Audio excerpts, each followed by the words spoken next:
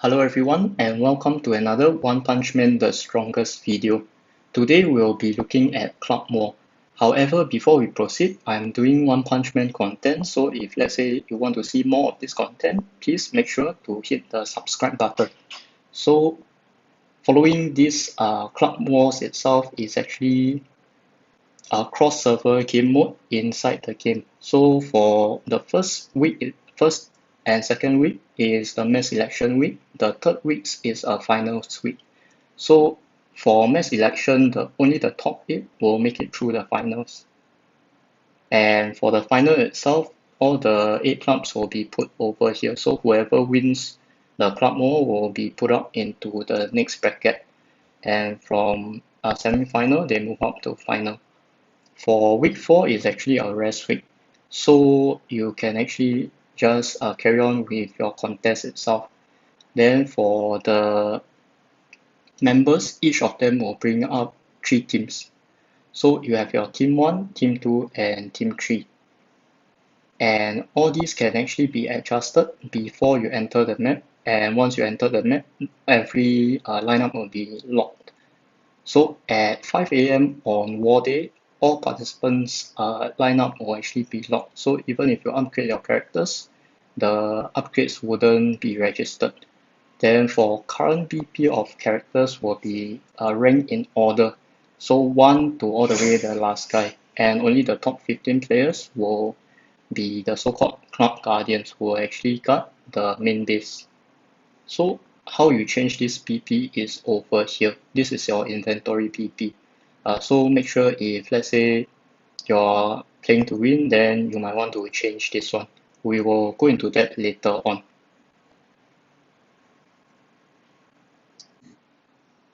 Okay, so once you load in the map, it will look something like this. So your club will be over here, whereby your top 15 players will stand on the buildings to defend them. And you'll notice that on the top lane there is actually 5 buildings, on the bottom lane there are 5 buildings, and in the middle there will be 4, and you add in the HQ there will be 5. So you definitely want to put your highest ranking arena players to defend for these buildings. Then you also notice that there are all these 3 different buildings. All these are resource nodes.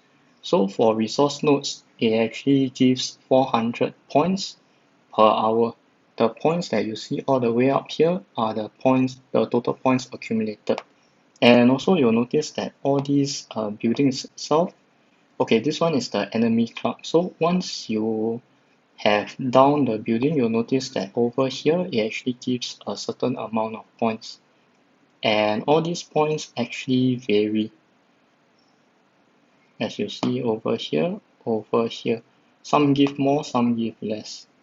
And then you have your HQ, which gives a lot more. However, because it's already down, you're not able to see it. Then my suggestion for attacking is that you actually want to go in and see all these different teams itself. So generally, if let's say you have been following the guide so far, I would say you can easily take out someone similar to your BP number. So if let's say in the case that you are not able to do so, my suggestion is that you actually close the app and restart the app. So from there, your units will actually still be alive. Although inside the battle, it actually wiped out, but because you close the app, so essentially the units don't get wiped out and your attempt doesn't get reduced.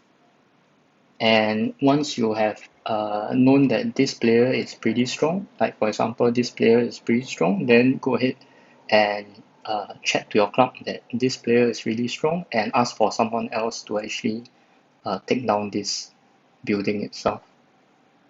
So my suggestion for attack is once you have taken the buildings leading up to resource point, on the top is basically this building over here, and in the middle it is this building over here, and in the bottom it is this building over here. Generally you actually want to stop, and from there, if let's say you're against a weaker club, I would say you actually want to off all your ultimate skills and try to take out the buildings at the back. So essentially, more players can actually come in to do their attempts to farm more points. And this is very important, especially in the mass election, whereby only the top 8 clubs actually make it to the finals. So if let's say everyone was to one shot one kill the teams itself, then your club might not make it through the mass election. And if let's say you are against a stronger club, my suggestion is once you hit down these 3 buildings to resource node, please stop all your attempts and save it out until the opponents actually come and claim back their resource. Then from there, you use your main team or whichever team that you think is quite a similar BP to actually take them out and stand on the resource point as long as possible. So for Club Mode itself, it actually happens on 10 a.m. to 10 p.m. So my suggestion is once you have taken these 3, you just stop, and from 8 p.m. to 10 p.m. you can just go ahead and kill off the HQ, because over here there will definitely be a broken path ready in the middle. So from there it's not that difficult to actually take out the HQ building.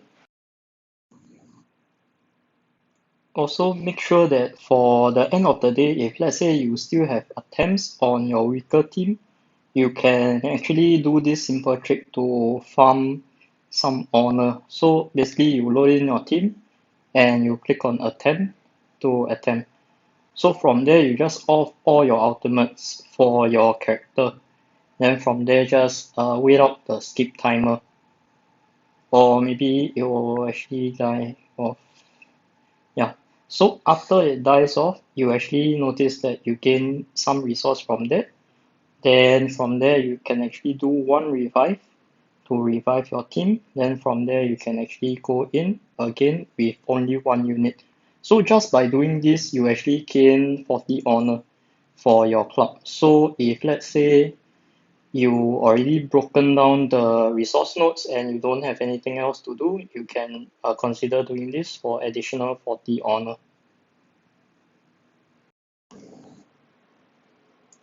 Okay, so once you have learned the attacking strats, it's time to move into the defense. So for defense wise, you have to know that there are actually 15 buildings, and each of these buildings actually have their own buffs when defending. So for main base itself, it will actually be the rank 1 BP of the whole club. This building has no buffs, so the building will be there, and if let's say they manage to take it out once, they will gain a massive points advantage. Then if let's say they taken it out for the second to fifth time, they only gain 100 points, which is actually not worth it to actually down multiple times. And it's more worth it to actually hold the resource point, save your attempts to hold the resource point.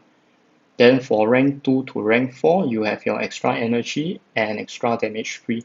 So essentially your team is more tanky and also the energy recharges faster. So it's a very good idea to put characters with a lot of ultimates over in this building.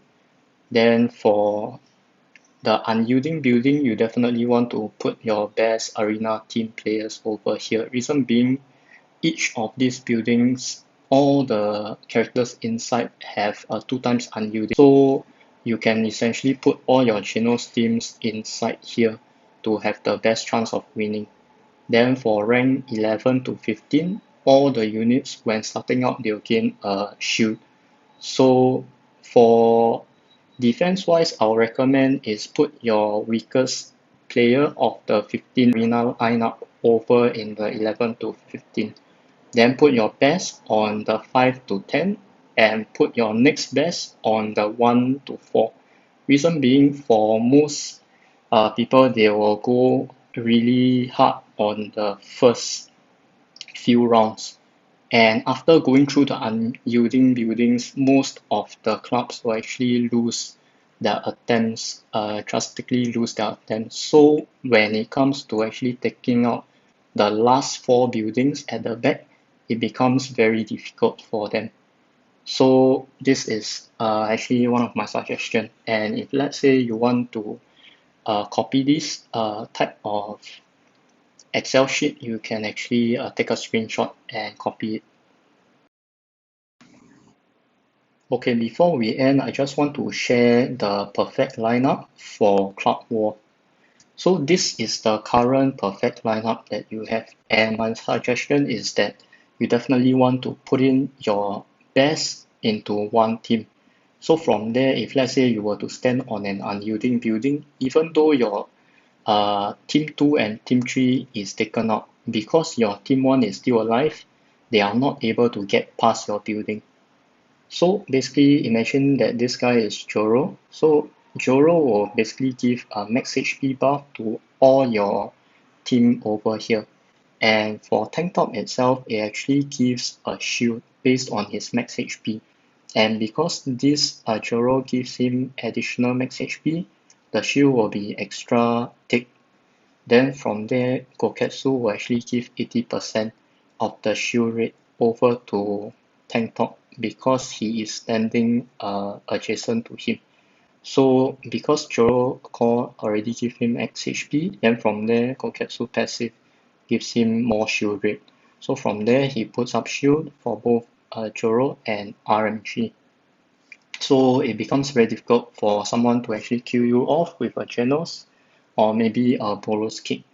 Then for units at the back, basically they are just there to tank for the RMG ulti and also the Genos ulti. And generally, I would say they are pretty tanky. On top of that, Genos and Phoenix has unyielding, so it will be very difficult for enemies to actually kill them off. And for Goketsu itself, generally it's quite difficult to kill if you put it as a full tank. But I would say it's one of the weak points of this lineup itself. For speed order, you want to go tank top speed 1. So basically, if let's say both your and your enemy's buff card is washed to 3 speed, then from there, the difference will actually be their gears. So Genos will generally run 3 speed gears and 1 crit gear. They need to run the crit gear because RMG passive and Goketsu passive, if let's say they do not crit, they don't really deal damage. So generally, they will definitely have 1 crit gear on them. So your tank top can actually run full speed gear, HP speed gear. So I would say even though your buff cut lines are the same, but because you are able to run 4 speed gears, you'll generally be faster than enemies' Genos.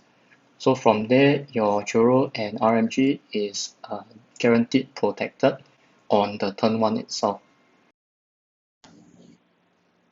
Okay, so now we will actually look at the perfect lineup in the club war itself. So we have over here,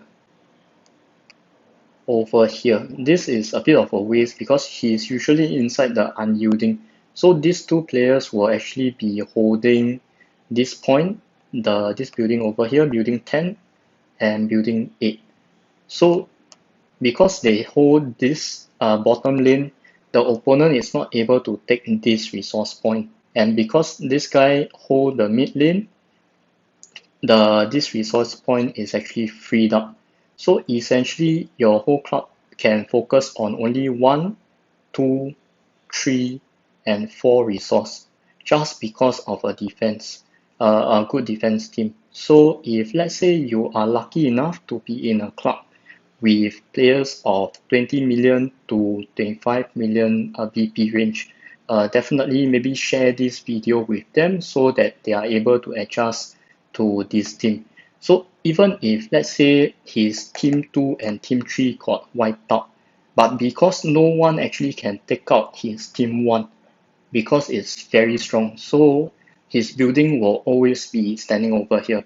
And if let's say his building is low and someone from the opposing club, let's say if weren't careful or maybe they didn't watch the video, then maybe they'll attack it and from there it heals up to full. In this case, in the morning the building was actually pretty low, but because somewhere in between someone actually went in with maybe a weak team, instantly the tin got healed up to full. So you definitely want to share this with everyone so that everyone is aware lah of this one.